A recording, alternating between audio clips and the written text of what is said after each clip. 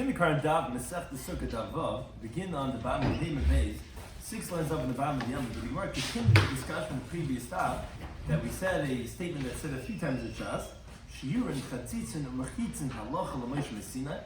The Gemara had to conclude ultimately that according to the Yehuda, the halacha that we know that the sukkah has to be 10 tefachim high is not from the sources that we were able to say according to the mayor. We didn't have the source. Rather, we had to say it's halacha l'moshe mesina. That's how we know that machitza, wall, has to be 10 tefachim, and therefore a sukkah, which has to have a wall, has to have 4 walls. Actually, it's going to be discussion today's daf that it has to be 10 tefachim high. Sure, this corresponds because the contestant who's joining us for today's daf. Some of these going to discuss in today's daf are various measurements that the Torah uses. What aspect of chatzitza is min ha-Torah, and what is halacha l'moshe mesina? The halacha l'moshe mesina regarding partitions and walls, and how many walls does the sukkah need to have? So the key terms and concepts that happen in today's daf are deif and akuma, which was mentioned in the past regarding that it's a wall that's considered bent because the roof is not a valid roof. Korasik mechitzas is halacha that we view the partitions as if they're extending upward. Tzaras is halacha that when there's a nega on, let's say, a building or a person, that makes the person tameh. Lavud is another halacha regarding partitions that if it's within 3 tefachim from the other part, we view it as it's extended as if it's one. The machlekes if yesh im le'mesaris or yesh im le'mikra is that the Torah is given with certain words, but they're pronounced differently. And that's the machlekes regarding do we give primacy to the Messiahs, how it was given over, which are the words as they're written, or the mikra, how they're pronounced, because sometimes it can be written singular and pronounced in plural. So begin the current daf. Daf Hey Medei, 6 lines up on the bottom of the Yomim. So again, we had the Gemara in the previous line had said that the 3 things of shiur and of measurements, chatzitzin of interposition, something that's a chatzitza, and mechitzin and partition, halacha l'moshe mesina. The Gemara is going to ask on that statement as the Gemara begins. Shiur and daraisen. The Gemara says, what do you mean shiur and halacha l'moshe mesina? It's in the Torah itself. It's not just an oral law that was given to Moshe Rabbeinu. Because the famous pasuk in the Ram that says when it talks about the shivas aminim that Eretz Yisrael was praised with, it says it's a land of chita, of wheat, usa'oyer, and barley, begefen, and grapes, te'ena, and figs, berimoim, and pomegranates. Eretz Zeh Shemen, it's a land of olive oil, dvash, and honey. Those are the shivas aminim. Now, Amar Chani says, Kol pasuk hazeh, this whole pasuk is the shiur nema. We're said for the measurements, because the pasuk is talking about the praise of Eretz Yisrael, that even the halachas of the Torah need to be measured with the produce and the fruits that are mentioned in the Torah regarding its Yisur. How so? What does Shivas Amin have to do with halachas? So he goes through one by one to show how each one of these halacha is attached to the Shivas Amin. Chita lebeis hamnuga. You find the halacha of wheat that's regarding the halachas of a house that has a nega. How so? Now we're the Mishnah says from the Gum that says hanichnas lebeis hamnuga. If someone goes into the house that has a nega, which has the house has a halacha of tumah of tzaras. Now, we came about to say if he's carrying his clothing on his shoulders, meaning he's not wearing them. He has his sandals and his rings in his hand, he's holding on to it. Meaning just like his sandals, obviously he's not wearing on his hands. So to his rings, he's not wearing on his hands, he's holding them in his hands. So then, who behain tamein miyad?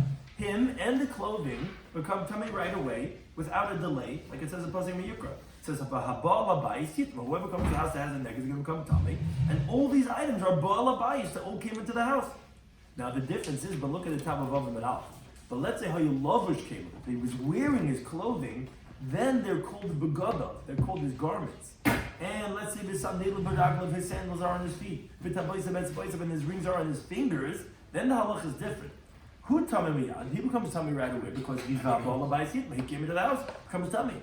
But ve'hein tahirin, his garments remain tahar at sheyisha until they wait the amount of time, because Rashi gives the background over here.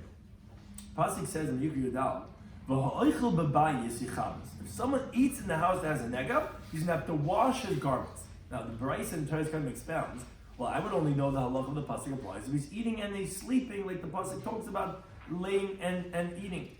How do I know if you eat without laying or you lay without eating? Or let's say you're not even eating or laying. How do you know that just by being in the house, you're going to have to wash the garments? Oh, it says Yichabes Begadov, where it says 2 times Yichabes Begadov. Why is it saying more than once you have to wash your garments? To say that no matter what the circumstances is, when you're in the house of the nega, you're going to have to wash your garments. So the Brisa asks, wait a second, if you're including all situations, then why do you say va'oichel? What's zogst to va'oichel if it's not negeya? Why are you saying talk about eating? Oh, says the Brisa, no, it's giving you a measurement for the amount of waiting is the amount of time it takes to eat. That you don't have to wash the garments unless you stay the kedei achila. Now, his body becomes tummy right away because it says va'bola b'ayis eat, but it doesn't become tummy. But and the halacha, however, of washing the garments, that's va'oichel b'bayis is going on. If you delay the amount of time of eating, then you have to wash the garments. Now, how long are we talking? What type of meal? What does it mean the amount of time you're eating? So that's says the Gemara further. B'chedei achila is pras. The amount of eating a pras. What's a pras? A pras means a broken piece. That means a half of a loaf. Now, which loaf are we talking about? The Chazal said regarding the laws of Erev, as brought in the Mishnah Erev and the Pebis and Beis, that the Erev has to be 2 meals worth. Why? Because what is the Erev? The Erev is that's my Shabbos residence. What's how you do for Shabbos? How you do for Shabbos? You have to have 2 sudas over Shabbos. That loaf of bread has 2 meals worth. That's your Erev. Half of that loaf is called Kedei Achilas Pras, eating half of that loaf. How much is that? That is 1 meal's worth. That's the amount of food it would take you to eat if you delayed that amount, which we all know the halachas of Kedei Achilas Pras, around 4 to 9 minutes, whatever, there's different shiurim, how long it would take you to eat, but it's talking about how much you would eat 1 meal's worth, which is a half of a loaf of a 2 meals worth. Now, what type of bread? We know you get on the plane, you get those pumpernickel bread, whatever. What type of bread are we talking about? Oh, that's paschitin v'loy pasa'orim. We're talking about the shivas aminim. Talking about chita. Where is the relevancy of chita in halacha? It's that because it takes less time to eat wheat bread than it takes to eat barley bread. So we're talking about the type of bread that's the easiest to eat, which is wheat bread, and he's mesiv. He's also, how do you eat? You eat reclining. In Talmudic times, a person, when he was eating, he was fully engaged in eating. And we're supposed to be very mindful when we eat. Not just chab prap. Eating, they would recline. And Rashi says, ain't a tar devar machin, not reading the cereal box, not reading the paper, not looking at your phone and Instagram. Mamash leaning back, totally engaged, so you're eating the quickest possible because you're eating wheat bread, you're reclining. And eating with a condiment. We know it's hard to eat tirik and the bread, you know what I'm saying? You put on some good, jam or whatever, something that makes it taste good, condiment. So that is the halacha of chita, which is when one enters the house with saras, his clothing becomes tummy, remains b'chtei achilas pras, which is of wheat bread that he's reclining and he's eating with a lifton with a dip. That's where you see the halacha of chita in the relevancy in halacha. The next of the shivas aminim is sa'iras barley. Where we find halacha in the Torah that's related to barley. There's not in the Mishnah Masechtas Olos that says etzim kisa'ira, a bone from a dead person the size of a barley corn is metama b'mager, contaminates if someone touches that bone, v'maso if he carries it. But it ain't metama b'oil. But in that measurement, it's not going to contaminate if it's in the same oil as that bone, unless it's the spine or a full skull, or at least the majority of the number of the limbs of the person. So you find again in the Torah, meaning a halacha of the Torah that relates to the next to the Shavas Aminim. If it's a bone the size of a barley, that's a halacha that's dependent on the measurement of a barley corn. The next one is geffen. Like is Rashi and Taisis, Rashi in 2 different places. But geffen, what is the measurement that we have with geffen, with a grape? Is kedei revi'is yayin l'nazir. It's regarding a measurement of the revi'is, of a lug, of wine for the nazir, regarding other isurim of the nazir. Rashi brings, there is an opinion in the Masechtas Nazir of Lamadal and Beis that says that the grape seeds and the grape leaves and the grape fronds, these all combine for the shiur of a revi'is of yain. Meaning, if you're going to put into a cup that's full with wine, you're going to add these leaves and these lulavim from the grapevine, it's going to come out a revi'is of wine. It's going to complement the shiur of a revi'is.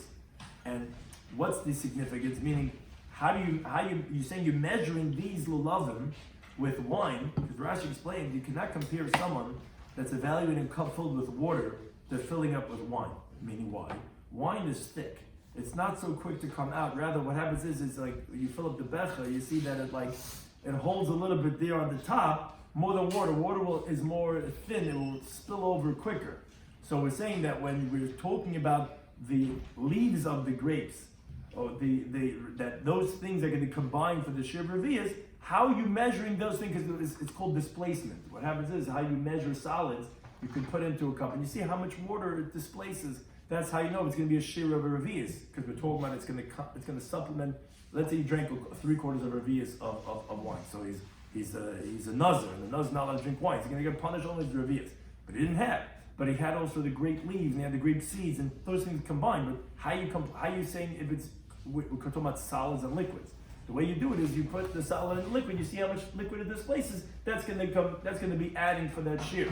So it's saying you measure that displacement with wine, not with water. That's how we see that the shiur of the displacement is regarding yayin and not regarding mayim. That's again another halacha, which is regarding the laws of a nazir, that it's going to be regarding the measurement of a gefen and not regarding mayim. Te'ena, the next of the Shabbos Aminim, that of the fig, what measurement in the Torah is related to that? Is kegregoris leitzah Shabbos. Of the dried figs, the halacha is all types of food items. What's the measurement of being chayv for hitzah on Shabbos? Is the size of a dried fig. So you see again, the next of the Shabbos Aminim, we take a halacha based on that, which is regarding hitzah. And of food on Shabbos carrying is going to be based on that of a dried fig. Remind, what's the halacha that's related to a pomegranate? Now the mission mesechta is kelim. Kol kli bali batam. All homeowner, a regular person, if he has a vessel, he has a bowl, whatever it is, shiur, the measurement of the hole is going to be kirimayim, like a pomegranate. Meaning until it develops a hole the size of a pomegranate, it's still considered in halacha like a kli, and therefore it's mekabel tumo as a vessel is. Now the reason is because a regular person, he's concerned, he's protective over his stuff. So even if, let's say, he gets a crack a size of an olive, he's still going to use it for bigger things, for remaining, for pomegranates. But let's say a guy who sells his bowls, so it has a small little hole, he's already going to throw it out, you can't use it anymore. But we see that a remind is used in halachas of tumah of a kli, that a regular person will save it. Says, should and a good bowl, you know what I'm saying? It has a hole, so we'll use it for something else. Use it for golf balls, whatever, this and that. So the way it stays a kli is in the size of a rimon. Again, that's the next of the Shabbos Aminim. Eretz Zeyishemen. Where do we find a land that's of olive oil? Where do we find Zaysim in halacha? It's Eretz Shekol Shiur Kazaysim. We have a land that all its measurements in halacha really are olives. How do you say all the measurements halacha are like olive? You just said of chita so that you said different measurements based on the other of the Shabbos Aminim. Says rather say no.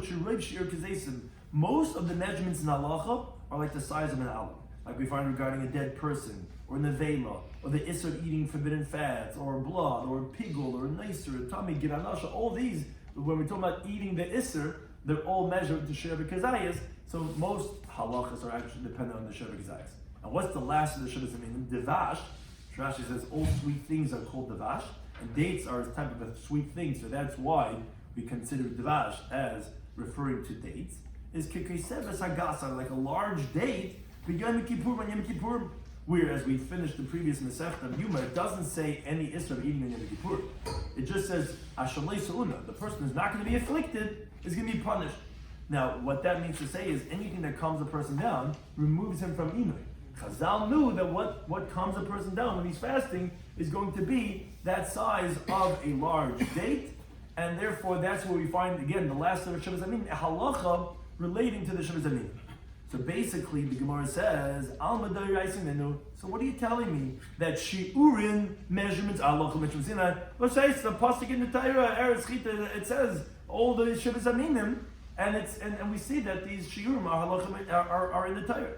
Says the Gemara, Tizbaro, you really think that's logical what you're saying? Shiur miksiba, does it really say anywhere in the Torah that a bone is the size of a barley corn, and that a house of a neged goes with wheat and all those other things? It doesn't say anywhere explicitly in the Torah anything about measurements. No, it's like we said, it's halacha b'Shabbos Sinai. The pasuk is just Chazal found an allusion to show the sources in the Torah, like everything you can find in the source. But it's not the right. It doesn't say in the Torah anything about shiur. It's halacha b'Shabbos Sinai. Okay, that finishes the first of the three statements. Then we said the next of the three statements was chatzitzin. You told me that interposition, something that's a chatzitza, that's in the way between your skin and the mikvah waters, that's halacha b'Shabbos Sinai. So the Gemara deraisen, what do you mean? That's a pasuk in the Torah. Why? The Chsibit says the pasuk in Yikr, it says "Menachatz b'mayim," that he should wash in the water, which sounds like that his flesh should touch the water. So what does that mean?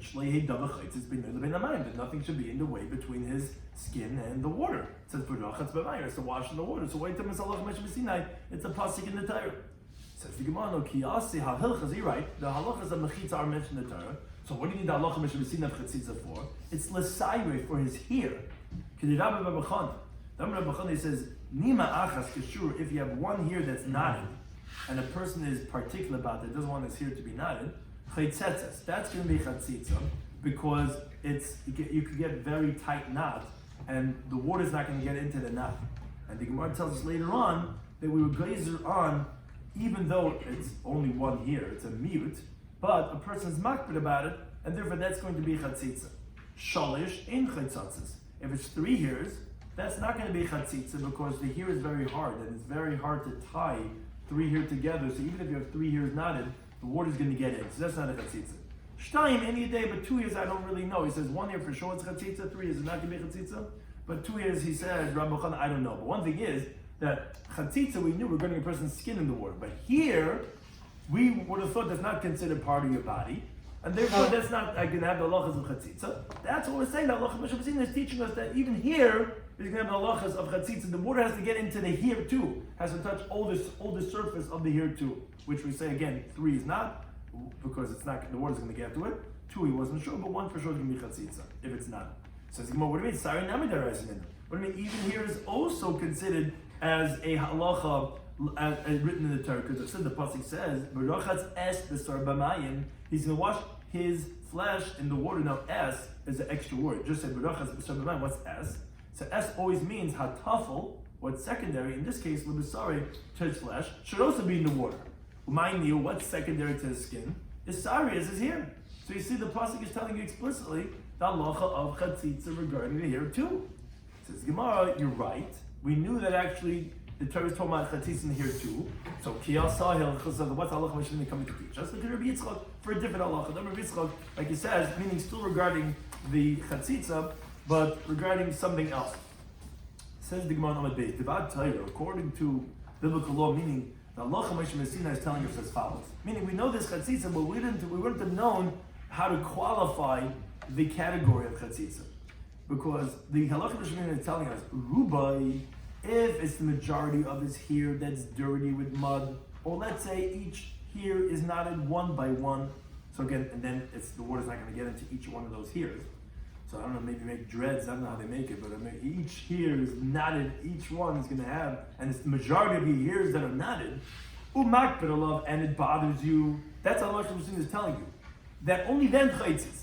The chatzitz only you need 2 criteria. You need to have most of your hairs the water's not getting to, and it has to be that you're particularly bothered by that. You want to wash the hairs. You don't want anything in the way. But if you're not bothered by it, then it's like your body. Since you're not going to end up taking it away, so it's considered bottled to the person. In the chatzitz, that's not considered chatzitza. But the gazra al ruba she'ena makbid. But they made a gzeira. If you have the majority of your hairs that have a chatzitza, even though you're not bothered by it, Mishum Rubei HaMakbid, because of the majority that you are bothered by. Because since it's the majority, so it's a little bit similar to the biblical halacha of chatzitza, because ultimately it's the majority. So too, V'ami'ute HaMakbid, which again we're talking about if it has even one of the 2 conditions, either one of the 2, we were geyser midrabanan V'ami'ute HaMakbid. Let's say you have only some of your hairs, but if you're bothered by it, Mishum Rubei HaMakbid, because the majority that you're bothered by, since again it's similar in the fact of hakpada. Again, the biblical case was you need both. You need to have rubai and makbid. It has to be most of the hair and it bothers you. And Chazal said that if it has only one condition, then rabbinically it's going to be chatzitza too. If it has either mi'ute hamakbid or rubai she'ena makbid. Either even though it's just a little bit but you're bothered by it, or even though you're not bothered but it has a majority, then it's going to be a chatzitza. And again, that's what the halacha Meshubesina was qualifying, that it's only if it has both those criteria. Midrabanan, we said even if it has one criteria. But then he asked, okay, why don't you say that it should be even a problem, even if it's just some of the hair that you're not bothered by, because of the case of when it's some of the hair that you are bothered by. or inami, or because in the case of mishum rubi sheina makbid, because when it's the majority here that you're not bothered by. Meaning it's similar to one of the cases that we said is rabbinically problematic. Says the Gemara, no, he goof gzeira. What do I mean? That is not halacha mishum Sinai. Those cases that you're comparing it to are only rabbinically forbidden, because the only case that's halacha mishum Sinai in the here is rubai hamakbid. It has to be the majority of the hairs, and you're bothered by it. So, not naked menig gzeira. You think we're going to make a gzeira for a gzeira? No. If it doesn't have, it's only the miyut, and you're not makbid, then they didn't make a gzeira because even though miyut she'ena makbid is similar to both miyut and hamakbid because it's miyut, or to rubi she'ena makbid because she'ena makbid, but these two cases themselves are only rabbinically prohibited because the biblical case only has both rubi and makbid. So we're not going to make miyut she'ena makbid even rabbinically forbidden. But again, that finished the second of the three cases we said halacha mishum Sinai of chatzitzin, which we said, what do you mean? So halacha mishum Sinai, we said the pasuk in the Torah. It says no. The Torah talks about chatzitza, yes, regarding the skin, and even regarding the hair, but you don't know the qualification. Halacha mishum Sinai is saying the qualification is only if it's rubai hamakbid. That's the halacha for the hair type of chatzitz. And then the Gemara goes to the third case, mechitzin, that you said, hadamar. Yeah, you were talking about that halacha mishum Sinai is, and that's actually what we brought in from the previous daf, which comes into our opening Mishnah Bar Masechta, that for mechitza, because the sukkah we said has to be 10 tefachim high, we said, how do we know that? Because it has to have walls, and therefore we said, where do we know that from? We said, that's halacha mishum Sinai. It says the Gemara, that makes sense according to Yehuda, that we had, that the whole previous daf's discussion, so we could not prove from Sukkah, like we had by the Keruvim, that we had that they were Seichen b'kamfeim, it was 10 tefachim over the kapayres, where we said, no, that's only according to a mayor, where he says that the tefachim are 6 tefachim, 6 tefach amas. We said that they were an am and a half high, that was the walls of the Aron, and thus making it 10 tefachim high, and then the Keruvim were a third of the height of the Mishkan, like we had by the Beis Hamikdash. So we said that was 10 tefachim high, but we said that wasn't the case according to the Yehuda, because Yehuda says only 5 tefachim amas. And Bahima came out to 8.5, thus making actually the Keruvim actually 11.5 tefachim over the kapayres. So we said that according to him, you couldn't know it from the Keruvim. So we said, oh, you know halacha mishum Sinai. But according to Remeir, that we know the 10 tefachim height from the Keruvim, and that's how we know that the sukkah has to be 10 tefachim high. So what do you need the halacha mishum Sinai for? You already know the halacha of a 10 tefachim height from the Keruvim, from the fact that they were seichim, that they had their wings hanging over from the word of Sukkah from the Keruvim. So the Gemara says, you're right. Ki asai hilchas, according to Remeir, the halacha mishum Sinai would teach other halachas. Legud, which is where you need to extend. Either what's called good achas or good asik. Those are words that some people confuse. Achas means to go down, asik means to go up. It's really the same halacha. Good just means to extend. Sometimes we have to make it virtually extend up, sometimes we make it virtually extend down. Like for example, we have the halacha pi tikku yard desaisim, which is the opening, the lip of the roof. It's called pi tikra, the opening of the roof. Although that's really a horizontal direction, what a roof is, but it really, the lip of the roof is a vertical. That thickness, if you look at it from that angle facing it, it's the beginning of a vertical, right? Any object. Take this Gemara. So if I'm going to lay it out this way, it's going to be a horizontal thing. But this is if you're looking, it's the beginning of a vertical wall going down. That would be the halacha of good. That's halacha mishum Sinai, to say we view as if that's a wall closing down. So too, beloved, which halacha is, many people know that they do it by sukkahs. If you have on your porch, you have the things less than 3 tefachim. So that's considered as if it's all extended, as if it's one closed wall. And with different akuma, which we also mentioned on Daf Daled, if let's say you have a skylight in the middle of your room in the house, and you put on schach, and you have with the wall, you have the ceiling around it that's not kosher for the schach, and it's going to be a hefsek between the walls and the schach. We said, we'll just view the wall as if it's like a bent wall extending to over there. That's obviously a halacha mishum Sinai, and that's what according to Meir we're going to learn for. So that finishes the discussion from the previous daf regarding the halacha of the Mishnah. We said that a sukkah is possible if it's not 10 tefachim high. We said, how do you know that from? So we said either it's halacha mishum Sinai or we know it from the Keruvim. Now we go to the next halacha the Mishnah mentioned. We said if the sukkah doesn't have 3 walls, it's going to be possible. So the Gemara expounds on this halacha. It's actually machlokes. What does it mean you need 3 walls for the sukkah? So the Tanakhama says, Rabbanan, they say, Shtaim kil chassid, you need 2 kosher walls, which is, like, so our Rashi's have a picture, you can see the picture over here, that you have a wall going on the east, and you have one on the north, like what's called a gam. A gam is a L-shaped bracket, which is a Greek letter. Or let's say it's on the south and the west, but the point is that it's going to be perpendicular walls. That's what you have to have. That's how Rashi explains, Shtaim kol chasam, is you have 2 walls as an L shape. Ushlish is the third one, afil tefach, is even going to be a tefach, even a handbreadth. So you really need only 2 walls, and we say the third wall, it could be literally a small little handbreadth of a wall. Shimon, he disagrees, he says, no, shalish kol chasam, when we say you need 3 walls, those 3 walls need to be halachic walls. What do you mean halachic walls? So Rashi tells us, meaning like the measurement of the length of the sukkah. We know a sukkah has a minimum measurement. It's got to be either 7 tefachim, or it's got to be 4 amos, whatever it is. So whatever that measurement is, all those walls have to be along the entire dimensions of the sukkah. The 4th wall could be even a tefach, but 3 have to be 3 valid walls. So this machlokes, the Gemara has many different interpretations. What's the source of the machlokes that you have to have 3 and a tefach or 2 and a tefach? But my comment says the Gemara, what are they disagreeing about? So the first interpretation says the Gemara is Rabban and Sabi, they hold yesh aim lemisayis.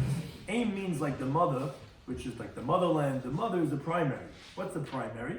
Is Messiris. What does it mean Messiris? It's the way Moshe Rabbeinu wrote the Torah and he was Masar, he gave over the Sefer Torah to Klal Yisrael. That's the primary, not how it's pronounced, how it's written.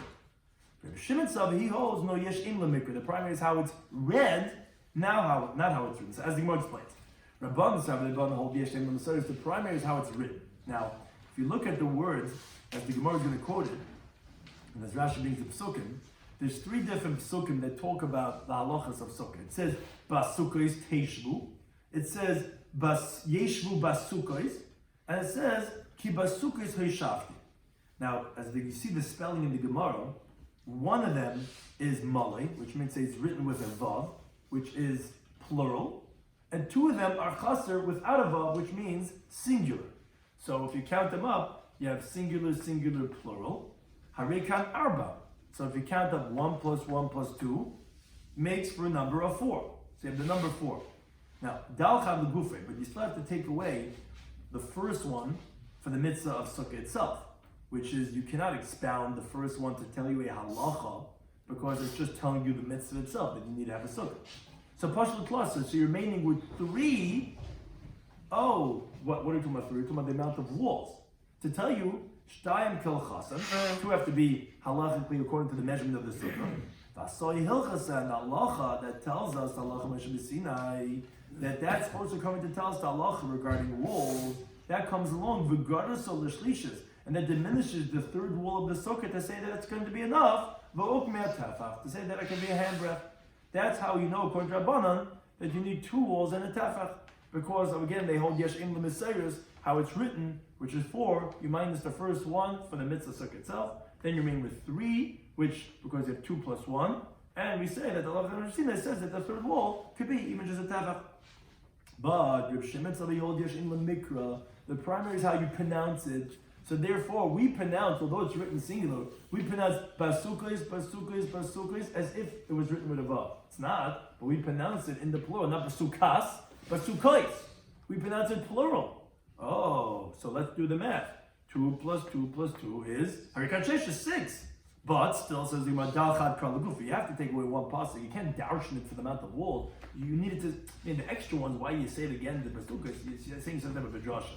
But obviously, one time it's got to say the mitzvah itself. You have to say it. You can't darshan it. So you have to take away 1 pasuk to say the mitzvah itself. So pashal arba, you remain with 4. Oh, shalish kol chasen. That means 3 walls have to be halachically according to the measurement. And asa hilchas of the gerasa that it is, and the halacha mishra comes along and diminishes the 4th wall. V'og mesat tefach can say that it's enough to be a tefach. So that's why they have this machlokes regarding you need 3 in a tefach or 2 in a tefach. Because it's a machlokes of yesh aim lemisiris or yesh aim lemikra. That's one interpretation. Interpretation number 2. V'baisim everyone, you could say that actually the kuliyam according to everyone yesh aim lemikra. We give it the primacy to how you pronounce it. If that's the case, you're starting off with the number 6 because we pronounce it in the plural. Basukas, basukas, basukas. You're starting with 6. So what's the machlekes? What they're disagreeing about is as follows. Marsav the Rabban held Succah Daf. You still have to use, you can't darshan a pasuk. You have to use another pasuk to tell you that you need to have schach. You're talking about walls with the extra words, but how do you know about the schach? You know you have to have the mitzvah, but what's with the schach? Oh, that's another pasuk. Umar savar schach lebeikra. But Rabbi Shimon held that schach does not need a pasuk because, as Rashi explains, from the understanding of the pasuk itself, you would know because a sukkah without schach is not a sukkah. That's where the whole word sukkah is from the word schach. So therefore, that's the machlekes regarding the Rabbanan say that yes, basukah is 6. One is telling you the mitzvah sukkah. Then you're remaining with 4, but no, you're not remaining 4 because one of them have to be used for schach. So from those 4, you're actually taking away. You're starting with 3, and then the 3 that you're starting with is that 2 is halachically, and 1 is going to be with that of the halacha meshmasimat. What? From the plural, you're taking down. Yeah, because that's exactly. But here, right, down 1. Right, yeah, because it's not a pasuk itself. Here, that's the first pasuk. As the Gemara is going to say, this idea is called lo dashinan hakra. You can't darshan that first word because you need it for the mitzvah itself. Here, it's not. You're not using the word. It's just saying that one of them has to be referring to not a wall, but actually to the schach itself. Yeah, but that's definitely a good point. Whereas according to Rabbi Shimon, you don't need a pasuk for the schach. So again, so you're remaining with the 4 walls, and that's going to be that the 4th wall could be a tafach. Or if you want, you could say a third interpretation. The kuli almi yashem l'mesoros. That actually, according to everyone, no, we give primary to how it's written. So we're actually starting off with 4 walls, and we're saying that -1, because the halacha meshmesina tells you that you don't have to have a full wall. What they're disagreeing about is as follows. Marsav the Rabban hold that meaning like this. We said that basukah is singular and singular and plural. So you're starting off with 4, and if you take away 1 for the mitzvah sukkah, you're actually remaining with 3 walls. And then, so you're starting with 3 walls, and then you have a halacha meshmesina that says that 1 wall could be a tafach. The question is that a chumrah or a kula? So the Rabban held halacha meshmesina is coming to diminish. So if you're starting with 3. So that means to say that the 3rd wall could be a tefach. That's 2 and a tefach. But in Marsal, they actually halacha actually coming to add on. So therefore, yeah, you're starting with 3 walls, but the halacha says and another wall of a tefach. So therefore, that's the 3rd interpretation of the machlekes. Why you have either 2 and a tefach or 3 and a tefach. Everybody can say a 4th interpretation. The Kulam, according to everyone, agrees that coming to diminish, to say well, that 1 wall don't have to be a full wall, could be even a tafach. And the primary is to how it's written and not how it's read. So again, our starting number then is really 3, because you have singular, plural. That's 1 plus 1 plus 2 is 4. And then Allah is saying but, and then you have to use 1 pasuk for the drasha itself. So then you're remaining with 3, and then it would say that it would be 2 and a tefach. So how do we have? We shouldn't say 3 and a tefach. So here the machlekes is regarding could we expound the first pasuk or not? Marsa b'darshan tchilas. Rabbi Shimon held you could expound the first pasuk for a drasha. So therefore, actually, you have 4, and then you go and you say the 4th wall. The halacha meshmesina is saying that you don't have to have a full wall; it could be that even of a tefach. Whereas Umar Savar, that the Rabbanan they held in Darshan Tchilas, you cannot expand the first pasuk. You can't expand the first pasuk again, so you got to use the first pasuk if it's a sukkah. Then you're remaining with 3 walls. Or like what it says, the 3rd wall can be a tefach. That was the 4th interpretation of the machlekes. If you say everyone agrees Yeshim the Messiah and is coming to be Megireya and saying you don't need a full wall, but can you also darshan the first pasuk, which we had assumed up until now you cannot? That's the machlekes. Can you darshan that or not? Or do you have to say that you can't darshan them out the wall because it's being used for the mitzvah itself? The 5th interpretation and the final Ramas now he says Tam Rabbi Shimon Mahacha.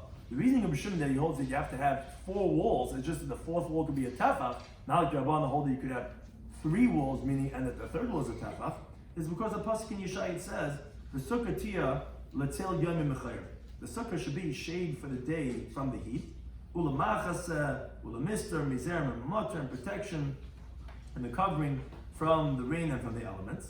Which is Rashi explains, that without full walls, it's not going to protect you from the elements because the wind is going to blow in the rain through the open wall. And therefore, that's how he says that we know that you have to have four walls. That's the reason Rabbi Shimon that he says that Allah is going to take the fourth wall, make it a tefach, but you have to have four walls. Thank you for anything.